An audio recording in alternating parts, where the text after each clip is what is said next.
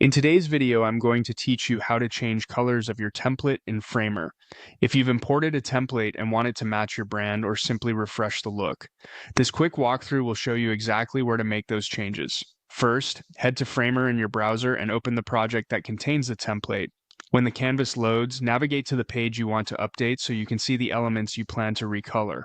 Next, click directly on the element whose color you want to change.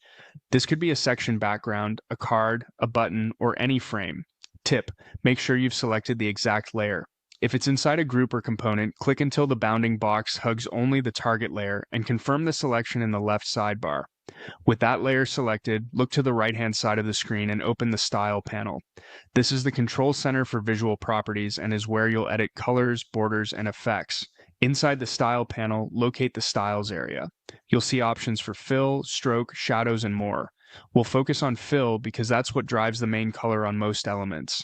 Under Fill, click the color swatch to open the color picker. Choose a preset, drag within the spectrum, or paste a specific hex or RGB value for brand accuracy.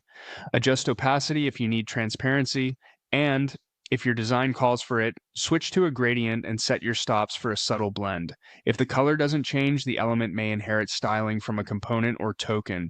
Ensure fill is enabled and that you're editing the correct layer or override. That's it. Open your project in Framer, select the page element, go to the Style panel, find the Styles area, and set the fill to the color you want. Keep contrast in mind for accessibility, preview the result across sections, and use undo if you want to compare before and after. You now know exactly how to update template colors in Framer.